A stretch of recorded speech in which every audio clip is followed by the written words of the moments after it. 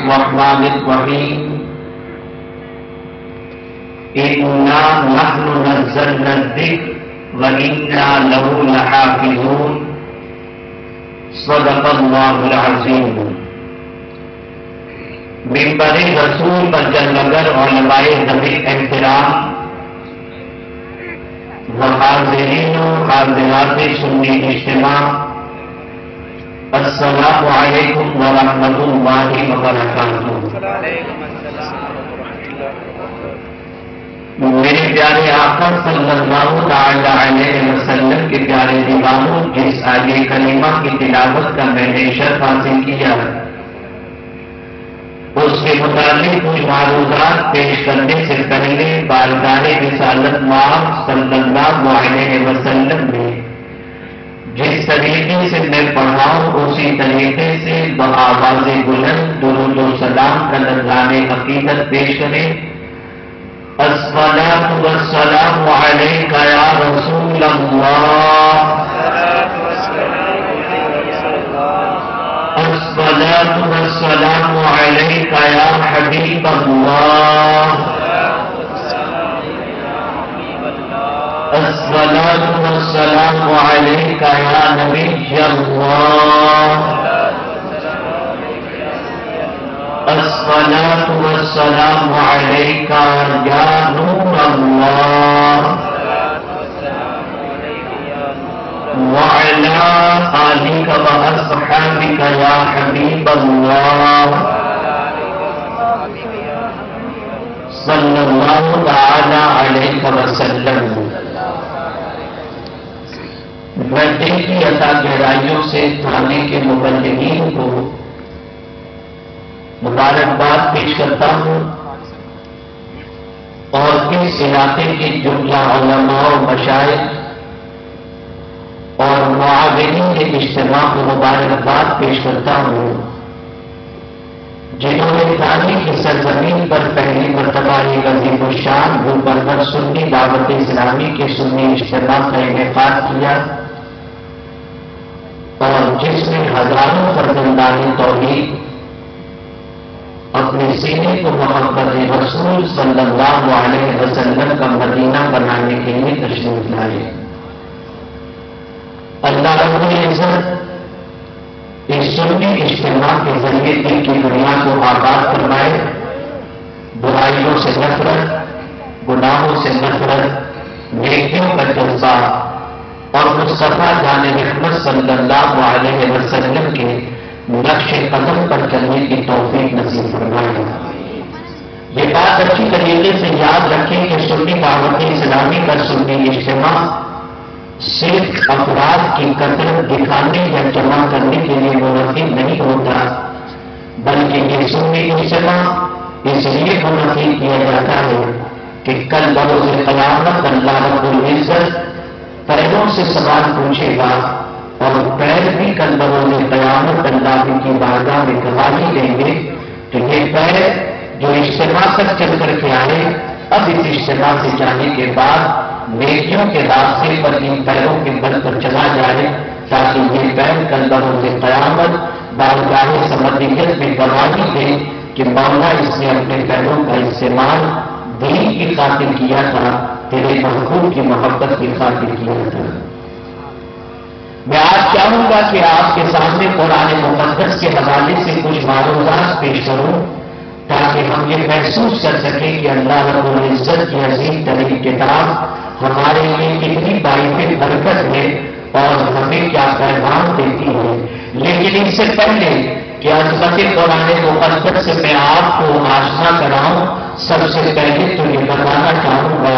کہ اللہ رب العزت نے جتنی بھی نعمتیں ہمیں عطا فرمائی ہیں، چاہے وہ قرآن کی شکل میں ہو، چاہے وہ نماز کی شکل میں ہو، چاہے وہ روزے کی شکل میں ہو، چاہے وہ حج کی شکل میں ہو، چاہے وہ زکات کی شکل میں ہو، چاہے وہ زمین کی شکل میں ہو، چاہے وہ آسمان کی شکل میں ہو، چاہے وہ شجر کی شکل میں ہو، چاہے وہ حجر کی شکل میں ہو، چاہے وہ چاند کی شکل میں ہو، چاہے وہ سورج کی شکل میں ہو، چاہے وہ سمندر کی شکل میں ہو، یاد رکھیں ساری نعمتیں مصطفیٰ جان رحمت کے صدقے میں عطا فرمائیں.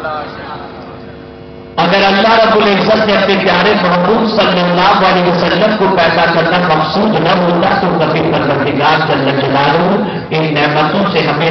کنار نہ فرماتا، ان نعمتوں سے ہمیں مالا مال نہ فرماتا۔ آپ اندازہ لگائیں اللہ رب العزت کے پیارے محبوب صاحب نوزاد صلی اللہ تعالی علیہ وسلم جب کسی چیز کے لیے بے قرار ہوئے، بے چین ہوئے، میرے قریب نے طرف فرمایا اور بے چینی کے عوض کے اندر نعمتوں سے مالا مال فرما دیا۔ نعمتوں کا ظہور ہوتا ہے مصطفیٰ پیارے کے امتیوں کو سرکار کے صدقے میں نعمت میسر ہوتی ہے۔ سب سے پہلے تو میں قرآن مقدس کے حوالے سے کچھ باتیں عرض کروں۔ آج اللہ رب العزت کی عظیم ترین کتاب آج مسلمانوں کے پاس موجود ہے، پوری دنیا میں موجود ہے۔ نزول قرآن سے لے کر آج تک یہ قرآن مقدس اپنی اصلی شکل میں موجود ہے۔ نہ اس میں زبر زیر کا کوئی فرق ہے، نہ اس میں نقطے کا کوئی فرق ہے، نہ کوئی حرف کا فرق ہے، بلکہ جیسا قرآن نازل ہوا تھا اللہ رب العزت نے اسی طریقے سے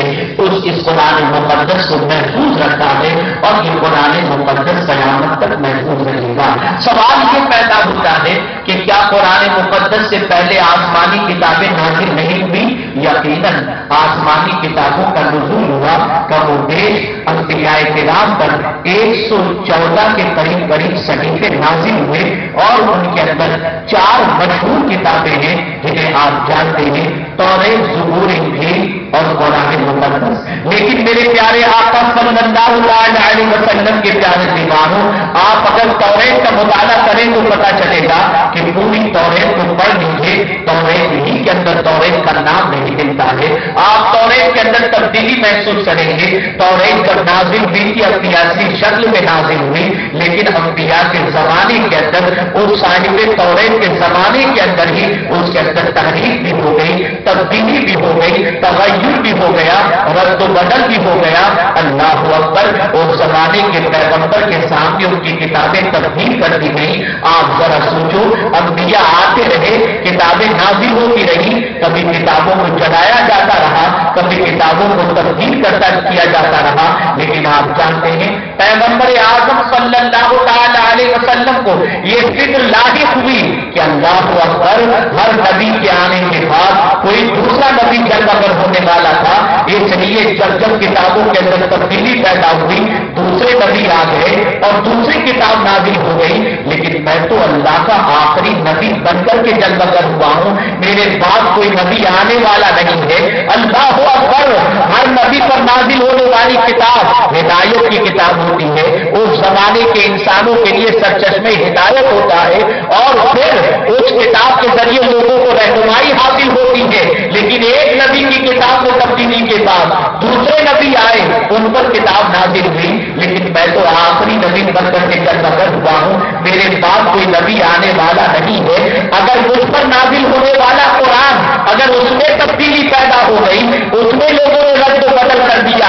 تو میری امت ہدایت کیسے پائے گی؟ اس کے لیے سرچشمے ہدایت کیا ہوگا؟ اس کی کامیابی اور ترقی کی ضمانت کون دے گا؟ اللہ رب العزت محبوب کی بے قراری کو جان لیتا ہے، محبوب کی بے چینی کو پروردگار معلوم کر لیتا ہے، اور کبھی ایسا نہیں ہو سکتا محبوب بے قرار ہو اور مولا تسلی نہ ہو۔ اللہ اکبر، شان مصطفیٰ کو دیکھو، آج دنیا کا انسان بے چین ہوتا ہے تو ماں باپ کہنا کرتے ہیں، مرید بے چین ہو جائے تو پیر تسلی دیتا ہے، شاگرد بے چین ہو جائے استاد تسلی دیتا ہے، رشتے دار بے چین ہو جائے گھر کا ذمہ دار تسلی دیتا ہے۔ یا رسول اللہ، آپ کی عظمتوں پر قربان، بے چین آپ ہو رہے ہیں، تسلی مولا دے رہا ہے،